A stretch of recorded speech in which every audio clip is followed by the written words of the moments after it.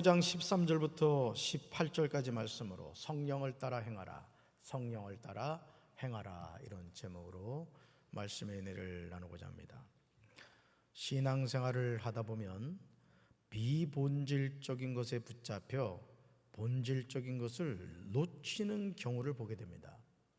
그런데 안타까운 사실은 이런 일이 너무너무 많이 일어나고 있다는 거예요.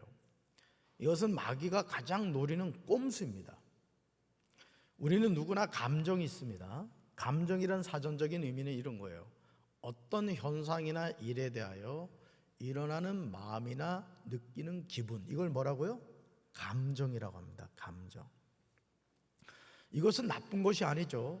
특히 오감의 경우는 일상의 삶에서 우리가 느끼게 되는 소중한 것입니다. 오감으로는요, 시각이 있고요, 청각, 후각, 미각, 촉각, 이 5가지 감각이 있어요. 하나님이 사람을 만드실 때 주신 너무도 소중한 선물이죠. 그러나 신앙생활은 비본질이 아니라 본질을 붙잡는 겁니다. 감정에 얽매이는 것이 아니라 감정을 뛰어넘는 것이며, 오감이 아니라 영감을 붙잡는 겁니다.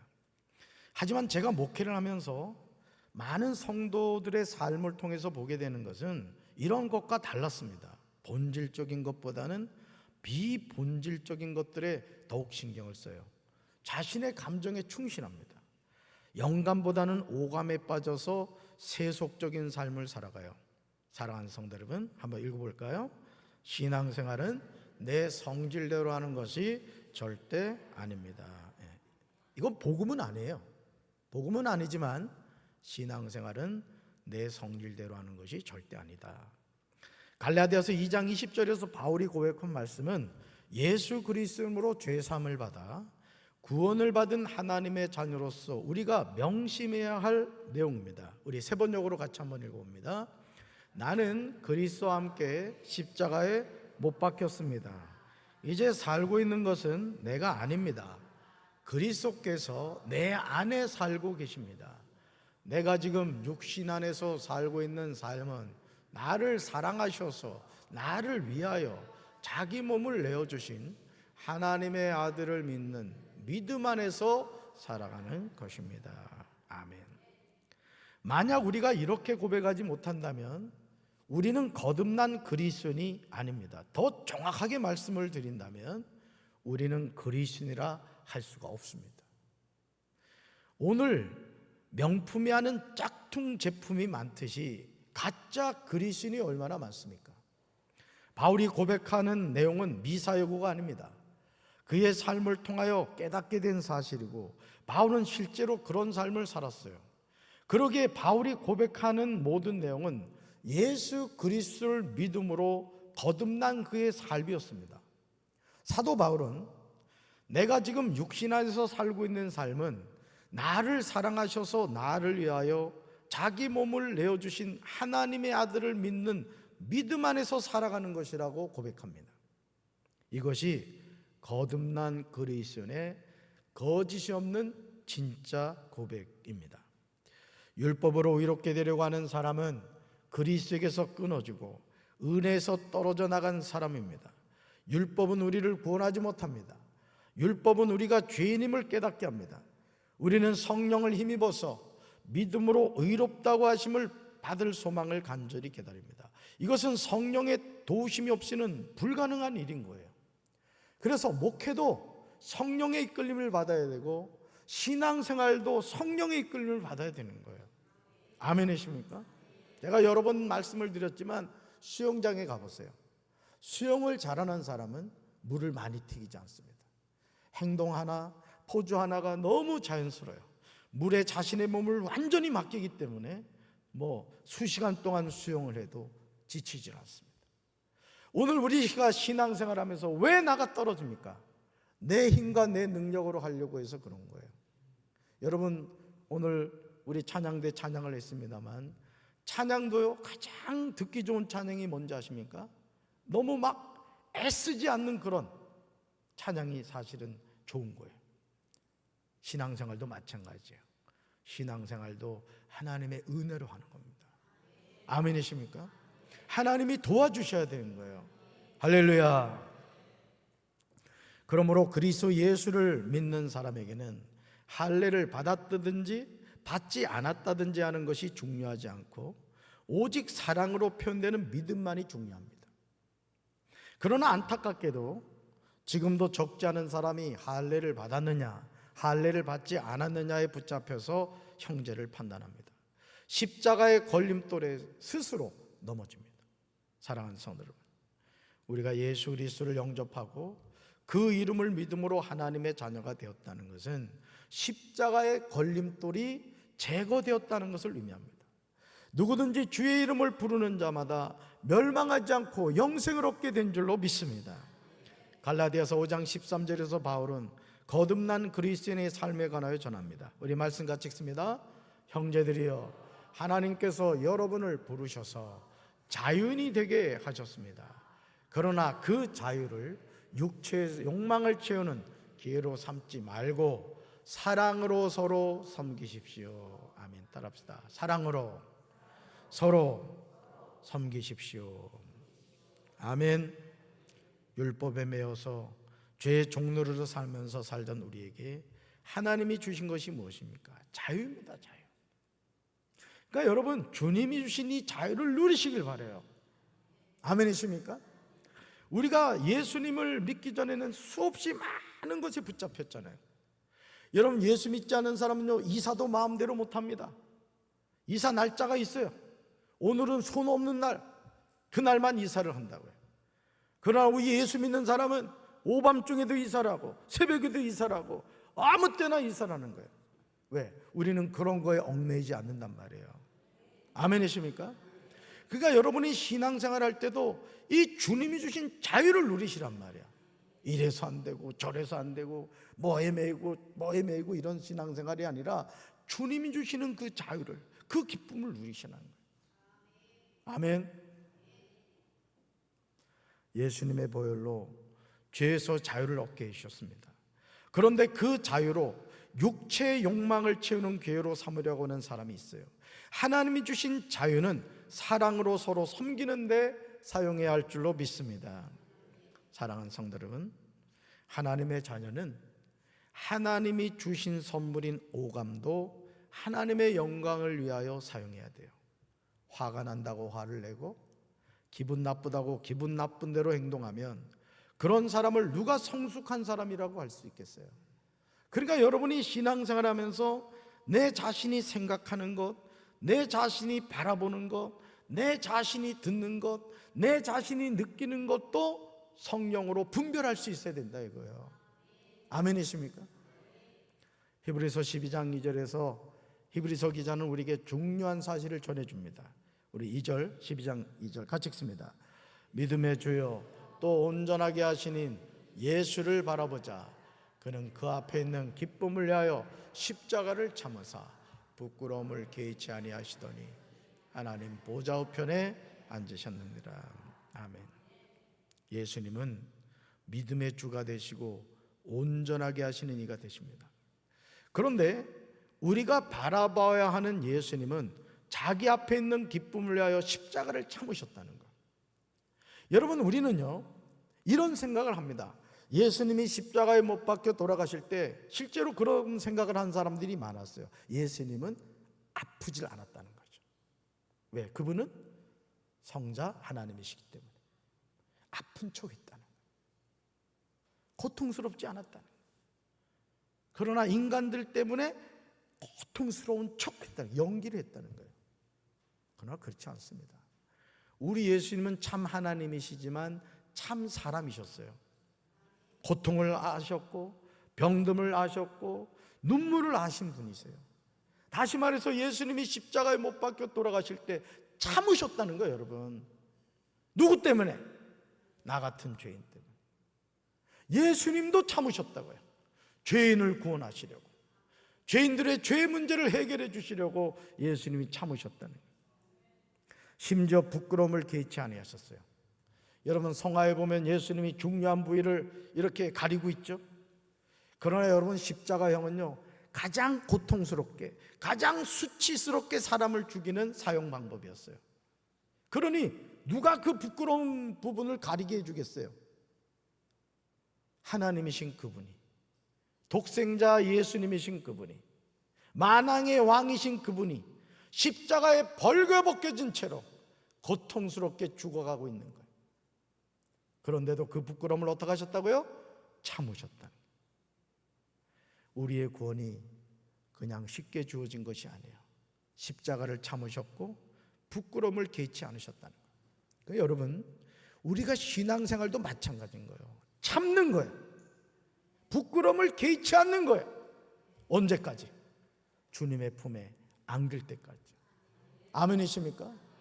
나 자존심 상해, 나 기분 나빠, 신앙생활하면서 그런 말하면 안 돼요. 예수님도 부끄러움을 참으셨고 예수님도 부끄러움을 개의치 않으셨는데 우리가 감히 누구라고 감정대로 신앙생활을 하려고 합니까? 저는 우리 사랑하는 성도 여러분들이 따라합시다. 나는 죽었고 내 안에 예수님만 사셨습니다. 평생 이 고백하시기를 주님의 이름으로 축원합니다. 그렇다면 하나님의 자녀로서 우리는 어떻게 살아야 할까? 갈라디아서 5장 16절 이하에서 바울은 육체의 일과 성령의 열매에 관하여 전합니다. 이 말씀을 통하여 우리가 일상의 삶에서 어떤 열매를 맺고 있는지 잘 살펴야 돼요. 갈라디아서 5장 16절에서 바울은 그리스도인이 살아갈 방향을 제시하고 있어요. 우리 말씀 같이 읽습니다. 내가 또 말합니다. 여러분은 성령께서 인도하여 주시는 대로 살아가십시오. 그러면 육체의 욕망을 채려하지 않을 것입니다. 아멘. 하나님의 자녀가 살아가야 하는 방법은 다른 것이 아니에요. 성령께서 인도하여 주시는 대로 살아가는 거예요. 갈라디아서 5장 14절과 15절에서 바울이 강조하고 있는 것이 무엇입니까? 모든 율법은 내 이웃을 내 몸과 같이 사랑하라고 하신 한 계명 속에 다 들어있다는 겁니다. 그러므로 저와 여러분이 서로 해치고 헐뜯는다면 양쪽 다 멸망할 테니 조심하라고 당부하고 있어요. 예수를 믿는 사람은 절대 서로 해치고, 말씀 보여주세요, 서로 해치고 헐뜯으면 안 되는 거예요. 내부 총질하면 안 되는 거예요. 내 형제자매 연약한 모습이 보였을 때 우리는 사랑으로 그걸 품어줄 수 있어야 되는 거예요. 아멘이십니까? 왜? 서로 해치고 헐뜯는다면 양쪽 다 멸망하게 된다는 거죠. 우리가 하나님의 자녀로 살아가는 삶은 내 이웃을 내 몸과 같이 사랑하라는 율법에 있습니다. 우리는 그 말씀에 순종하면서 살아가야 합니다. 그러나 우리 육체의 욕망은 서로 해치고 헐뜯기를 좋아해요. 결국 양쪽 다 멸망합니다. 성령을 따라 행하는 사람은 육체의 욕심을 이루지 않습니다. 육체의 욕망은 성령을 거스르고 성령이 바라시는 것은 육체를 거스릅니다. 이 둘이 서로 적대 관계에 있으므로 저와 여러분은 자기가 원하는 일을 할 수 없게 됩니다. 그러므로 하나님의 자녀는요, 성령을 따라 행하라는 말씀에 매일매일 순종하며 살아야 될 줄로 믿습니다. 따라합시다. 성령을 따라 행하라. 성령을 따라 행하라. 육체의 욕망을 따라 살면 망합니다. 읽어볼까요? 육체의 욕망은 성령을 거스르고 성령이 바라시는 것은 육체의 욕망을 거스릅니다. 아멘. 왜 신앙생활을 내 기분 내키는 대로 하면 안 됩니까? 그 이유는 내 기분은 육체의 욕망이기 때문이에요. 갈라디아서 5장 19절부터 21절에서 바울은 육체의 일은 분명하다고 하면서 그 육체의 일에는 어떤 것들이 있는지를 제시하고 있어요. 한번 볼까요? 바로 이게 육체의 일이에요. 읽어봅시다. 음행, 더러움, 음란, 우상숭배기, 마술, 미움, 다툼, 질투, 화내기, 이기심, 평가르기, 분열, 시기, 술취함, 흥청거리는 잔치. 이게 뭐라고요? 육체의 일이라는 거예요. 육체의 일. 바울은요, 육체의 일을 하는 자들을 향하여 전에도 경고했지만 이제 다시 경고한다고 하면서 이렇게 강조해요. 읽어봅시다. 이런 일을 하는 사람은 하나님의 나라에 들어가지 못한다. 한 번 더요. 이런 일을 하는 사람은 하나님의 나라에 들어가지 못한다. 어떤 인력, 음행, 더러움, 음란, 우상숭배기, 마술, 미움, 다툼, 질투, 화내기, 이기심, 편가르기, 분열, 시기, 술취함, 흥청거리는 잔치. 우리가 일상의 삶을 살면서 우리는 끊임없이 육체의 욕망과 성령의 인도함 앞에서 선택을 해야 돼요. 성령님이 기뻐하시는 일을 선택할 것인가, 육체의 욕망을 따라갈 것인가 선택하는 겁니다. 오늘도 여러분이 주일 저녁 예배에 나오신 것은 성령의 일을 선택하신 거예요. 한 번이 모여 두 번이 되고, 두 번이 모여서 10번이 되고, 그 10번이 평생이 가는 거예요. 여러분, 예배 생활도요, 습관입니다. 거룩한 습관인 거예요. 하나님이 기뻐하시는 것을 선택하고 선택하는 겁니다. 아멘이십니까? 우리가 육의 사람이 되지 않으려면 당연히 성령의 인도함을 받으면서 살아가야 돼요. 그러나 과연 우리 가운데 매일 매 순간 성령의 인도함을 받으면서 살아가는 이들이 얼마나 되겠습니까? 여러분 지금 어떻습니까? 성령의 인도함을 받고 있습니까? 성령의 이끌림을 받고 있습니까? 성령의 음성에 귀 기울이고 계십니까? 저는 오늘 주일 저녁 예배 나오신 여러분들이 항상 성령의 인도를 받는 성도들 되기를 주님의 이름으로 축원합니다. 지금 육체 욕망에 붙잡혀서 누군가를 미워하고, 누군가와 다투고, 누군가를 질투하고, 누군가에게 화를 내고, 누군가에게 이기심을 가지고, 누군가와 편가르기를 하고, 누군가를 분열시키고, 누군가를 시기하지 않습니까? 육체의 소욕은 성령을 거스르고 성령은 육체를 거스릅니다. 갈라디아서 5장 18절에서 바울은 우리가 어떻게 살아야 하는가를 전하고 있습니다. 우리 세 번역으로 같이 읽습니다. 그런데 여러분이 성령의 인도하심을 따라 살아가면 율법 아래에 있는 것이 아닙니다. 아멘. 성령의 인도하심을 따라 살아가면, 저도 그렇고 여러분도 그렇고 성령의 인도함을 따라 살게 되기를 주님의 이름으로 축원합니다. 율법은 우리에게 죄가 무엇인가를 알려준다고 했습니다. 율법은 우리를 구원하지 못해요. 그런데 지금도 많은 사람이 율법 아래 있어요. 신앙생활하면서도 기쁨이 없고 감사가 없고 자유가 없어요. 늘 뭔가에 붙잡혀서, 항상 마치 여러분 어린 시절 그런 거 경험해 보지 않았습니까? 그런 거 안 해봤어요? 어떤 메뚜기나 이런 거를 잡아가지고 그 그릇에 담아놓고 말이죠, 위에다가 유리로 이렇게 덮어놓습니다. 그러면 이 메뚜기가 말이죠, 처음에는 껑충껑충 뛰어요. 그러다가 자꾸 부딪히니까 나중에 어떻게 돼요? 이 유리를 치워버려도 더 이상 뛰질 못한다. 오늘 우리가 하나님의 자녀로 살아가면서 스스로 만들어 놓은 율법의 벽에 부딪혀서 매일매일 그런 상태로 살아가는 경우가 많다는 거예요. 자유하시기 바라요. 성령 안에서 자유하시길 바라요. 성령의 이끌림을 받게 되길 주님의 이름으로 축원합니다. 여러분, 율법 아래 있는 사람들은 구원의 길을 찾고 있어요. 그러나 우리는 구원의 길을 알고 있어요. 한번 읽어볼까요? 이제 우리는 성령의 인도하심을 따라 살아가야 합니다. 이것이 승리하는 비결이에요. 오늘도 하나님은 우리에게 율법을 주셨지만 그 율법을 통해 우리의 죄를 깨닫게 하셨어요. 율법은 거기까지예요. 그 율법 위에 복음이신 예수님이 오셨고 죄에서 자유를 주셨고, 그 예수님이 승천하시면서 우리에게 보혜사 성령님을 보내주셨어요. 그 성령님이 우리 안에 내주인도 역사하세요. 우리가 성령을 따라 살면 성령의 열매를 맺게 되고 성령님을 통해 우리의 삶이 날마다 새로워질 줄로 믿습니다. 오늘도 그 성령 안에서 날 깨어있게 되시길 바라고, 다른 지체들, 연약한 지체들을 세워주고 그들을 믿음 안에서 동역자로 세워가는 우리 성도들 되기를 주님의 이름으로 축원합니다. 가슴에 손 얹겠습니다. 사랑의 주님, 오늘 우리는 어떤 삶을 살아가고 있습니까? 성령을 따라 행하며 살아가고 있습니까? 감정대로 신앙생활하고 있지는 않습니까? 주여, 이제 나는 죽어지게 하시고 내 안에 오직 예수님만 사시게 하여 주옵소서. 성령 안에서 깨있게 하시고 성령님과 동행하는 삶을 살게 하여 주시옵소서. 이제는 우리 주 예수 그리스도의 크신 은혜와 하나님 아버지의 한없는 사랑과 성령님의 교통하심이 성령을 따라 행하며 살기 원하는 살아가는 주의 백성들 위해 이제부터 영원토록 함께 하시기를 간절히 축원하옵나이다. 아멘.